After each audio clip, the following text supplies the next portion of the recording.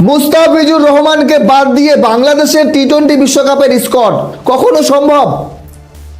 আইসিসির 3টি নিয়ম সামনে এসছে। প্রথম নিয়ম, মুস্তাফিজুর রহমানকে বাদ দিয়ে বাংলাদেশের টি-20 বিশ্বকাপের স্কোয়াড গঠন করতে হবে। নিয়ম 2, বাংলাদেশের কোনো দর্শক বাংলাদেশের জার্সি এবং বাংলাদেশের পতাকা নিয়ে কোথাও ঘোরাফেরা করতে পারবে না। নিয়ম 3, বাংলাদেশের নির্বাচন যত কাছে আসবে তত ঝুঁকিপূর্ণ হবে বাংলাদেশের বিশ্বকাপ খেলা ভারতের মাটিতে। যদি এই 3টি নিয়ম মানতে পারে তাহলে বাংলাদেশ নিশ্চিন্তে ভারতের মাটিতে বিশ্বকাপ খেলতে পারবে। এই রকম একটি ফরমান নাকি এই রকম একটি চিঠি দেওয়া হয়েছে বিসিবিকে।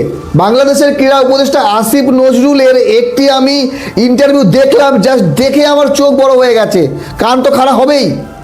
মুস্তাফিজুর রহমানকে বাদ দেওয়ার কথা বলা হচ্ছে। দেখেন মুস্তাফিজুর রহমানের কি দোষ?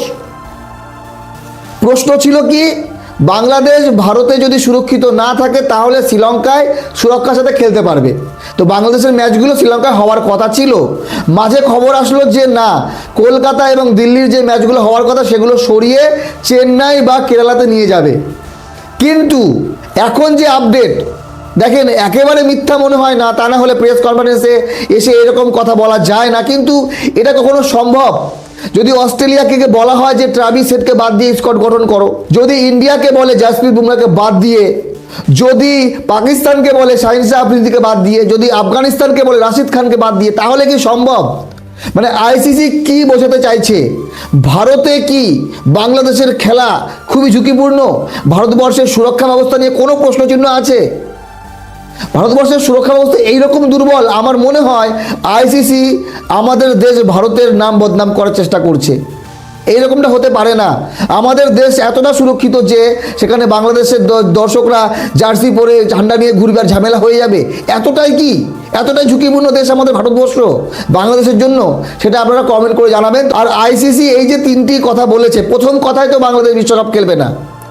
মুস্তাফিজুর রহমানকে বাদ দিয়ে বিশ্বকাপ দল গঠন করো, বিসিবি কখনো করবে? বাংলাদেশের জনগণ কখনো সায় দেবে? বাংলাদেশের সরকার কখনো মুস্তাফিজুর রহমানকে বিনা কারণে বাদ দিয়ে দেবে?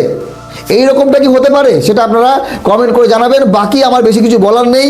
মুস্তাফিজুর রহমান, কেকেআর, আইপিএল, বিশ্বকাপ, বাংলাদেশ, ভারত, এই যে সমস্যার জটলা পেকেছে, এটা আইসিসি সমাধান করতে পারবে না। এটা সমাধান করতে হলে বাংলাদেশ সরকার এবং ভারত সরকারকে এক জায়গায় বসে এই সমস্যার সমাধান করতে হবে।